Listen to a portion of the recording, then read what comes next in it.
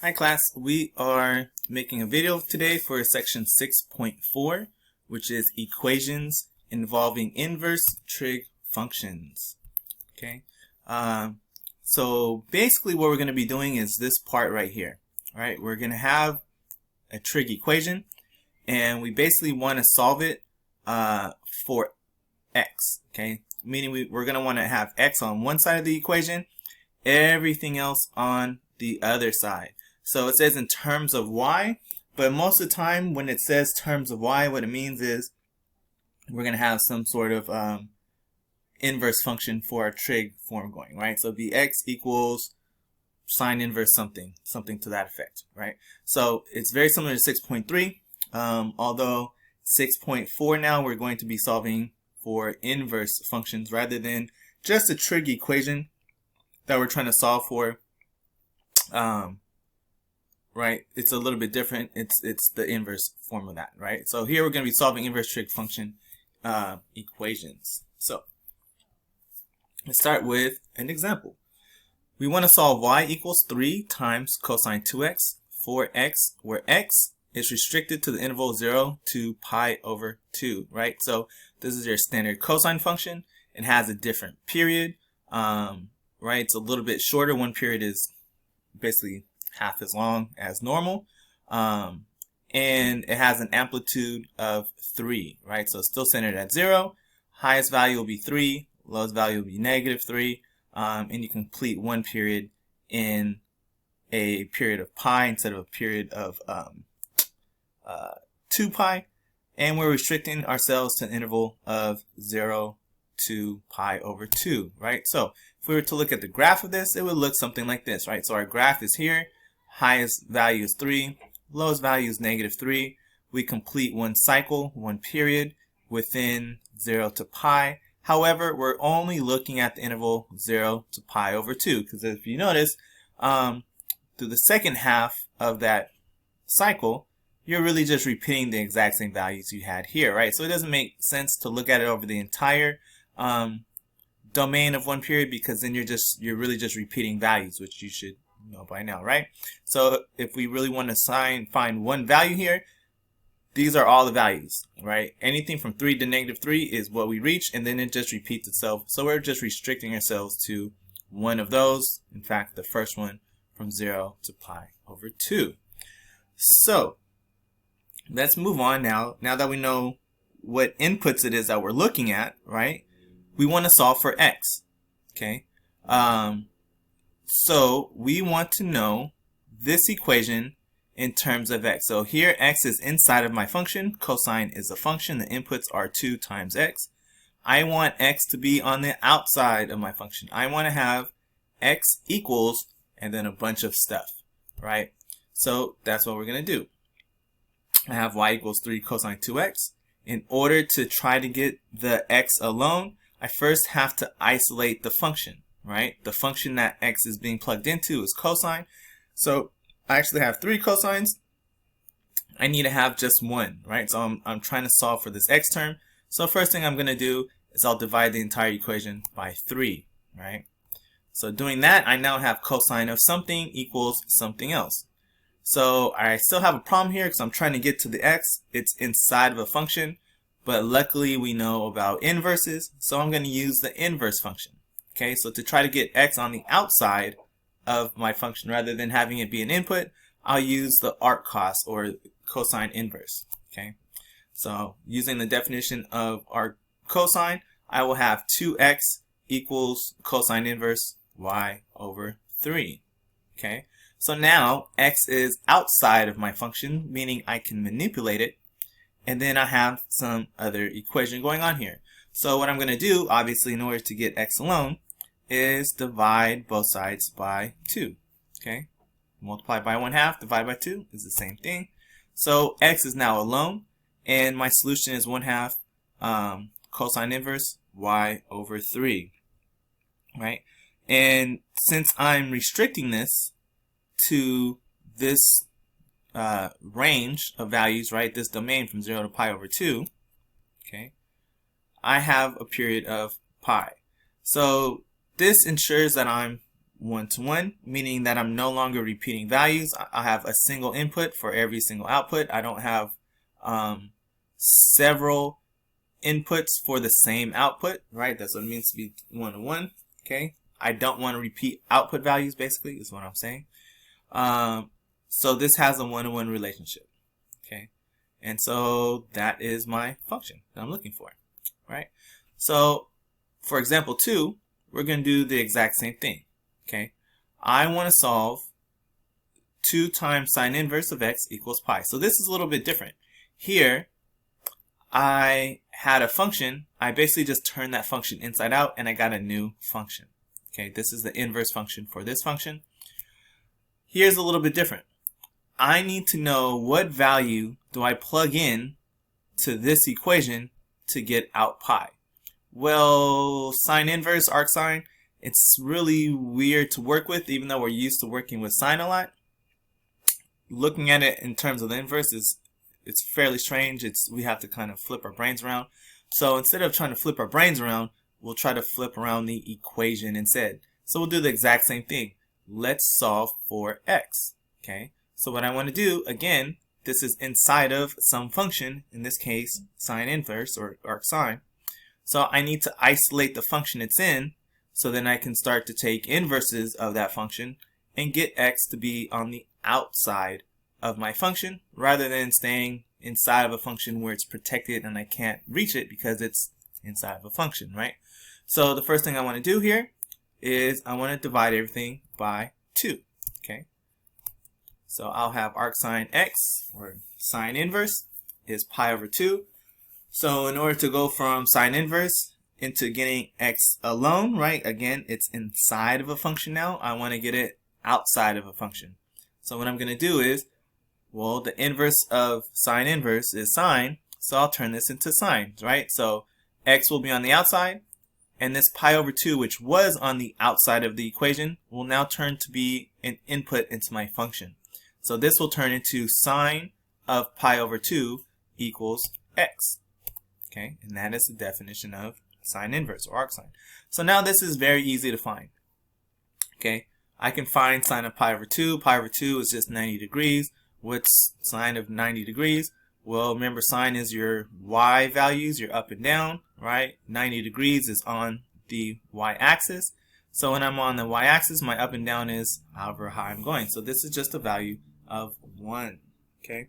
Now, you might be saying, well, how can I make sure that I did this right? Okay. In algebra, in trig, most of calculus, pretty much all math classes, there's a way to check your work. If you get in the habit of checking your answers, then you can always make sure you have the right answer, right? That's how you get A's. Check your work when you're done with your exam. If you're ready, if you have enough time. So let's plug this stuff back in, okay? We'll evaluate x equals 1 in my function. Hopefully I get out pi, okay? Go through the steps. So sine inverse of 1 is pi over 2. 2 times pi over 2, is that equal to pi? I don't know. I think it is. We did the work correctly, okay? So that's how we do it. So therefore, my solution set to this is just the value 1. Okay, so let's move on to our next example, example 3. We want to solve cosine inverse of x equals sine inverse of 1/2. Now this is a little bit different. Again, we are trying to solve for x. So, a few of you guys have reached out to me and asked for help for, problems in this class. And I always say the same thing when we come to this type of section. When we have trig equations or identities, there's multiple ways to go about the same thing. Okay, so in math, there's always a start point and there's an end point, and there's several routes to get there. Whether it's a straight line, whether you kind of have to go off to the side and then you get, onto the right path. There's lots of ways to get to the same place. So there's several ways for you to start this. So again, even in this video, these are just some ideas of how to get started, how to go about the problems, mostly with the least resistance. But there's always other ways to do these problems, right? For instance, if I were to see this problem, I would probably go straight for taking cosine of both sides, right? Because the inverse of this is cosine. So cosine of cosine inverse is x. and I would have sine inverse 1/2 of cosine. That's basically what we're going to do, but we're going to do it in a much more roundabout way. Okay, taking trig functions of inverse trig functions that are not the same trig function, just even trying to say that is a mouthful, and having some of you guys who are not so strong in algebra try to do these things is not going to be very helpful, right? So what we're going to do is we're going to kind of think about this in a different way. Okay, notice that x is the only variable here. Okay, that means that what I have on this side is a value. Okay, even though it looks like an input into a function, which it is, I will get out a value here, right? So I basically have a function, right? Cosine is a function, cosine inverse is a function, its input in this case is x, and that is going to equal a value. Now the problem that we're having here is that sine inverse of 1/2 is an angle. Remember, sine of an angle gives you a value, so sine inverse of something is an angle. Now the problem here is that there are several angles that give you out a value of 1/2, right? So this actually represents quite a few angles. So what we need to do is we need to try to whittle it down. We can't do that right now because that's not the main point of what we want to do. The main point of what we want to do is figure out what x is. Okay, what value of x in this function will give me the value that's represented here. So since this actually represents multiple values and singling it out is, something that's kind of a bigger problem on its own, what we're going to do is we're going to do what's called a U-sub, right? You've seen that several times here so far. I'm going to take this thing and I'm going to say I know sine inverse of 1/2 is a value. What value it is, I don't know. I'm just going to call it U. And I know right now that U represents an angle. So I'm going to say, I'm going to make a sub-equation here that says sine inverse of 1/2 equals U. And now this isn't necessarily an equation that I'm trying to solve. I am going to use it like an equation, but I'm going to use it more of a substitution, right? So I'm basically saying cosine inverse of x equals U, right? Because that's what this is. This is some value. I'm just making things simpler in the meantime. But before we do that, notice that I can kind of work with this as it is, right? Sine inverse of something is an unknown. So let's solve for this unknown thing that I'm working with right now. So I can take the sine of both sides, or just use the property of inverse of sine inverse, and I can say sine of U is 1/2. Okay, which it is. So now I can just figure out, okay, what is the value of U that works, right? Which is kind of what I was trying to do here, but we're now putting it on paper so that it flows a little bit better. So I want to know what values of U make this 1/2. Well, I know that U has to be in quadrant 1 because of the restrictions that I put on sine inverse. Okay, because otherwise, because remember sine inverse we restrict to be from -pi/2 to pi/2, so it's either in quadrant 1 or quadrant 4, and since this is positive, it means it's going to be in quadrant 1, right? So this equation that we had here, I can now substitute for my value for U. Okay, again, all I did was say I know it's a value. I don't know exactly what value this is. I can come back to this later and use it to help me figure out what I need. But for right now, I'm just going to use this U substitution I was working with to make my life easier. This is way easier to look at. I know now to figure out what x is means that all I have to do is use the cosine inverse property, which means that x is equal to cosine of U, right? I'm pulling this from an inside. An input will turn into an output. This output for the function will turn into the input, right? The input and output swap roles when you are using an inverse property. Okay, so I have cosine of U equals x, right? So I can use this information now to figure out what I need to do to finish out my problem. So I can use the property of sine U equals 1/2 to figure out what cosine U of x is. So how do I do that? Well, let's take this in quadrant 1 and let's plot a triangle. Okay, if I plot a triangle in quadrant 1, I can use this information to figure out what this value of x is going to be. Remember, x is what I'm trying to solve for. Okay, so I'm going to sketch my angle U here. All right, remember I told you this is going to be an angle.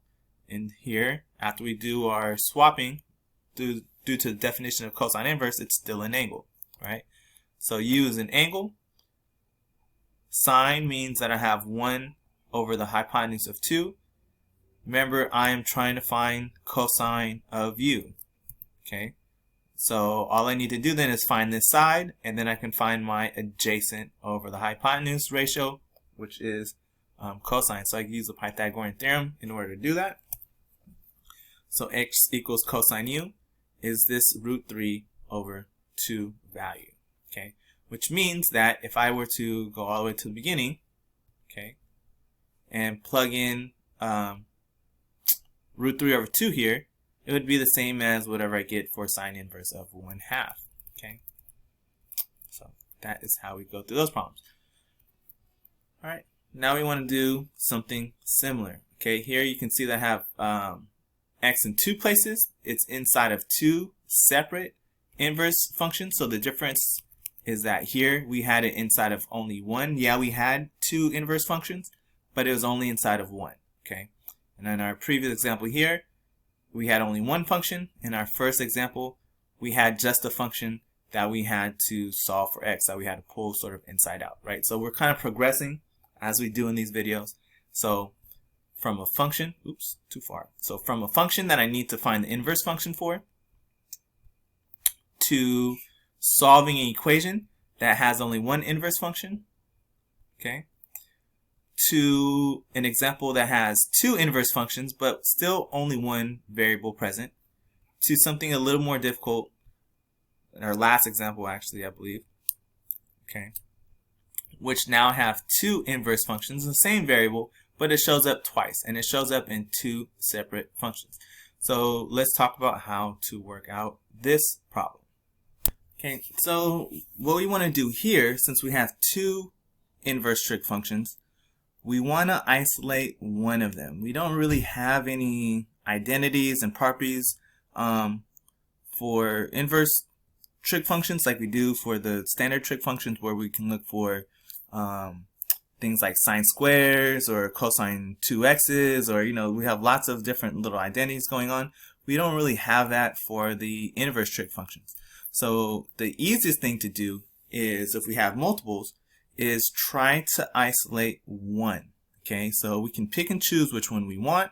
So when I say isolate one, I mean take one and move everything over to the other side of the equation. So for instance, we can isolate arc cosine, or cosine inverse as I've been calling it, by moving sine inverse over here. Okay, now if we do that, however, we have to also change the sign of the entire equation. That's not a lot of work, but you know, it's probably easier just to add cosine inverse to both sides instead. So for this video, that's what we're going to do. We're going to take the easier route. Instead of changing all the signs around, we'll just go ahead and change the direction, right? So we're going to isolate one of these. So easiest one, add cosine inverse to both sides instead. Okay, so now I have pi over 6 plus cosine inverse, or, you know, cosine inverse plus pi over 6, doesn't matter.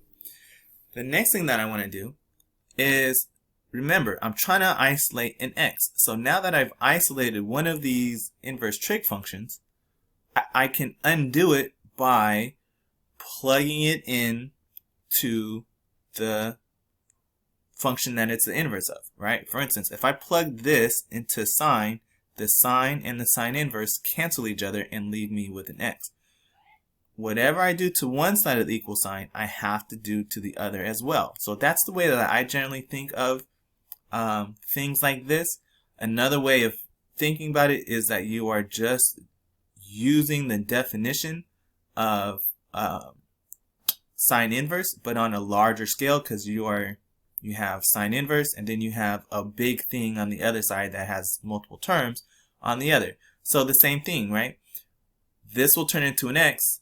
This turns into the input of sine, right? This is now what I would consider an output for this function, and this is the input. So if I use the definition of sine inverse, if I undo it, this will become the output, because right now it's an input, And this that I'm considering an output will become an input.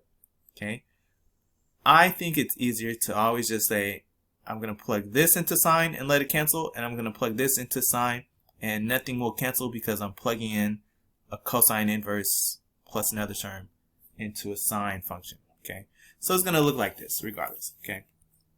So either by using the definition of sine inverse or thinking of it as you are plugging in this to sine and you're plugging this into sine. However, this side, the sine and sine inverse here cancel, and here nothing cancels. That's how I tend to look at these, but again, I'm a little crazy, so whatever it is that's easier for you. Okay. So from here, we don't really have a whole lot that we can do, but we can start to use, right? We use definitions. Apologies, I should probably switch these things around. So this popped up first, and then this. Okay. So what we're going to do is the same thing we did before. Inside of my sine function, I have this crazy convoluted thing. Whenever I have something that looks weird, I generally would like to replace it with something simple. Okay. So something simple would say, hey, let's turn this into u. Let's look at this a little bit before we do that. Okay. Cosine inverse gives me a angle out. I am adding an angle plus another angle, so I have an angle. Okay. I am plugging an angle into my sine function, which is what happens to sine. Okay.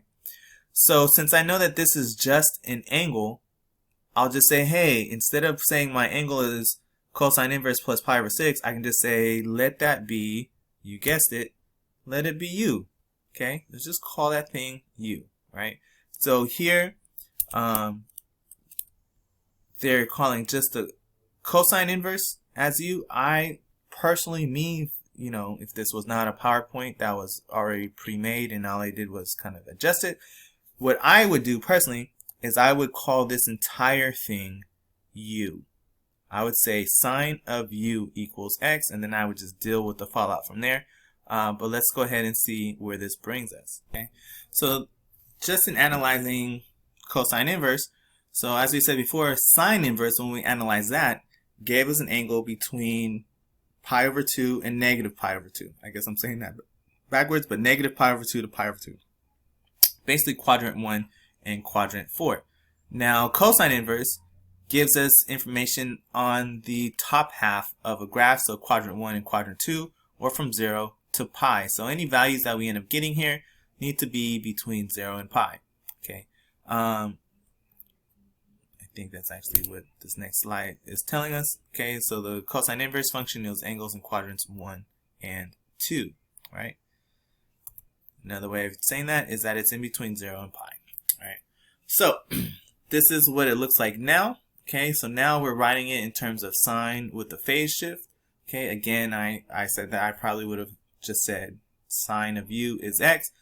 Although I understand why they did this, because once we start to turn things around, this is going to be very easy to graph like we did in the previous example here for a final triangle in order to get whatever final things it is that we need, right? It would be a little bit harder to graph u plus pi over 6 into a triangle, right? So using this as the final way of getting our final measurements, ratios, is probably going to be easier. So that's understandable to me, I guess. You guys.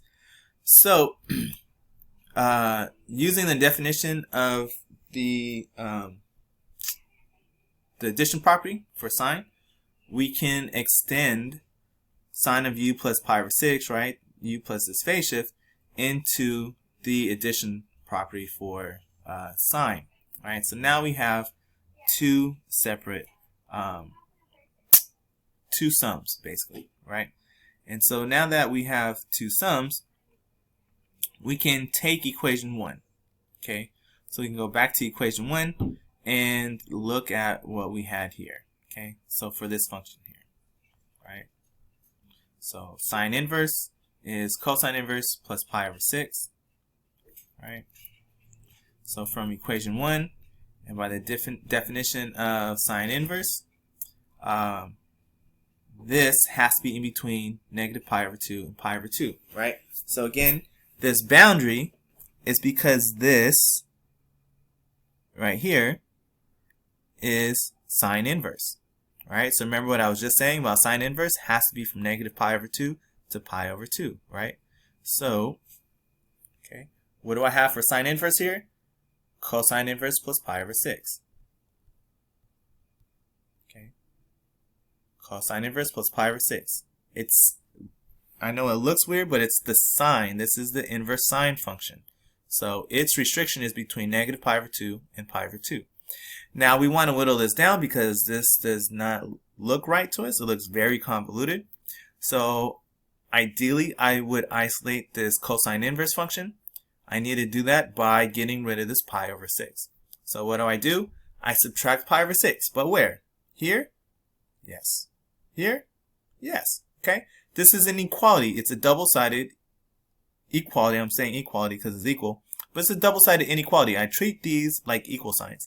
So I need to subtract pi over 6 from the right side. And I need to subtract pi over 6 from the left side as well. I could break this in half and just do one equation and then do two equations, but that's way more work than looking at this as one thing.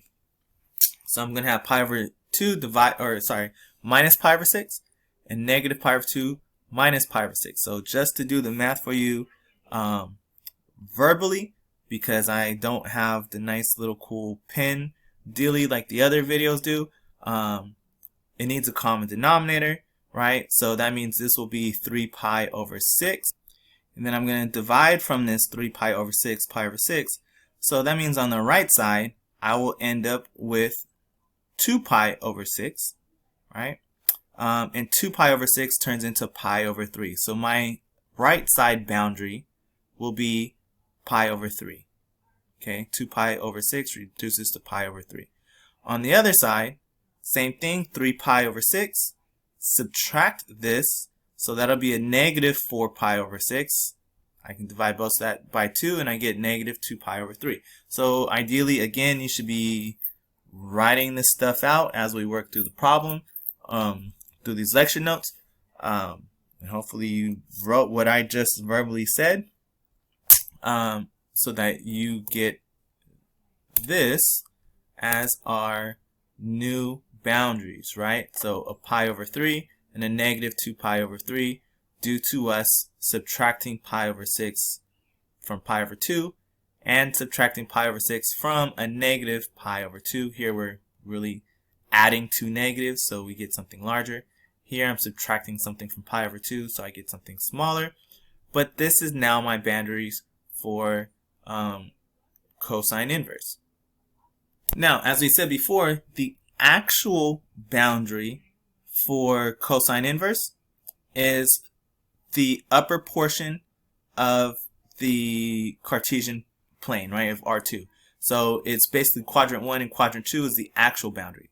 So I have an actual boundary and then I have a boundary for my given problem. Okay, so the boundary that I actually need to do, the actual restriction, the actual domain restriction, or I guess in this case a range restriction that I need, is I need it to be the overlap of the two. So the smaller portion of the two boundaries. So this gives me a negative to a positive, okay? But the actual boundary for cosine inverse is from 0 to basically pi, okay?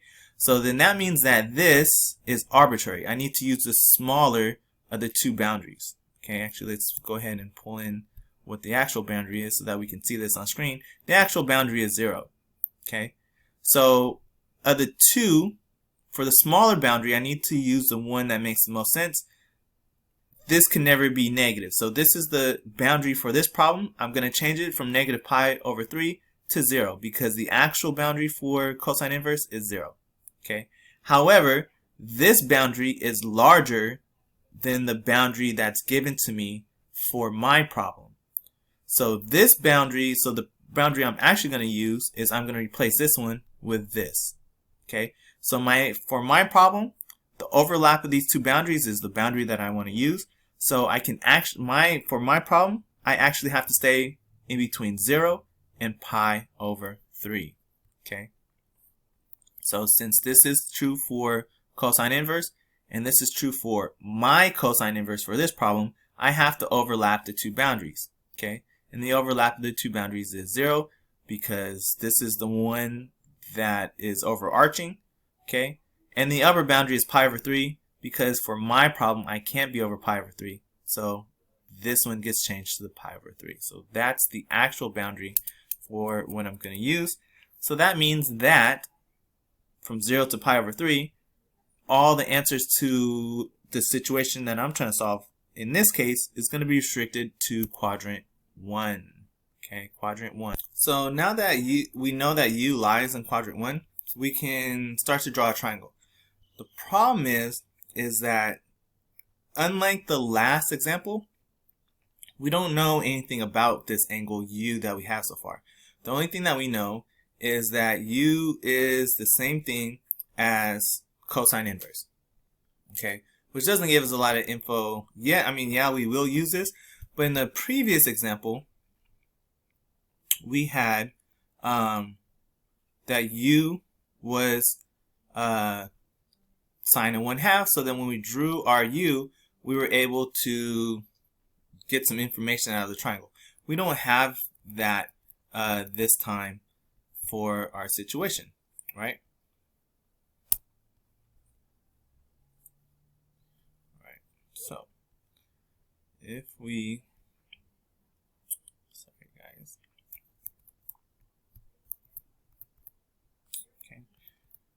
So what we want to do is we want to draw a generic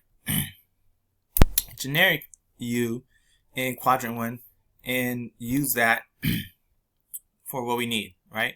So we'll draw our U, radius of 1, because then whatever values we have, we can multiply them by whatever we need, which is not going to be the case. So we know that this is X, we know that this is Y, so we can start to write these things in terms of X, right? So if this is X, then that gives me square root of X squared minus 1, right? Or 1 minus X squared square root. So that now that's what Y equals, right? So now it's all in terms of a function. Okay, so from this triangle we have that sine of U is the Y over the hypotenuse, which is just square root 1 minus X squared. Okay, we know that X is this equation, right? From this some angle identity that we had. So sorry guys. Okay, so if we come down here and we plug in our values, right, and start to substitute, so sine of U is 1 plus X squared, so we can plug that in for sine U, right? Sine pi over 6 we have a value for. Cosine of U we know is X, right? Cosine pi over 6 we have a value for. Again, maybe you're like, how do I know that cosine of U is just X? Well, remember, what do we define as cosine, right? U is cosine inverse, right? So that means that cosine of U is X, right? So we have all the values that we need here, okay? So we can come this way, make this substitution, right? So now we can write everything in terms of X, which is nice, because now that everything is in terms of X, we can try to solve for X. There's no more trig functions for us to deal with. It's just a function in X. So now our goal is to get X all on one side, everything to the other side if possible. You can see here that we're going to end up with some squares. We're going to have to square this side at some point to try to get to this X squared, which means that this might turn into X squared. Maybe things cancel out. That'll be nice. We just kind of have to see what's going to happen, right? So try our best to isolate things. Since this is being multiplied, I can bring the 3 into here if I wanted to. That's not going to be super helpful. I think what might be more useful at this point is to multiply everything times 2, because I have a divisor of 2, a divisor of 2. Nobody really likes fractions, so let's go ahead and get rid of the 2 first. Okay, so if we multiply by 2, then our equation looks like so. Right? So now we're getting somewhere. We still have a couple of things to work with. I have a single x kind of hanging out here. I have 2 x's here. So maybe I move this one to the other side because that will reduce this to a single x. Okay, which is nice. All right. Now everything's being square rooted here.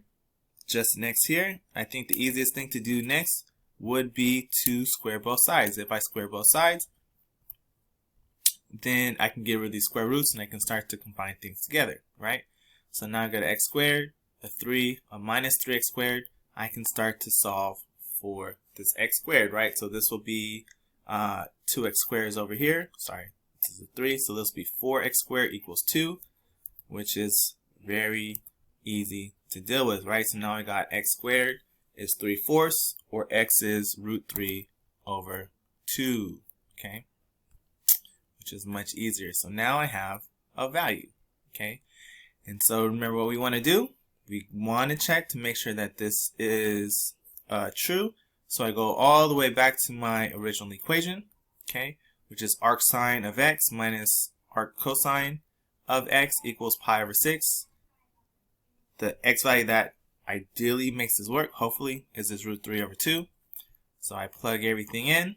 Okay, so this is really saying cosine of what will give me root 3 over 2. Cosine of what will give me root 3 over 2. These are the angles that work when you do this equation, right?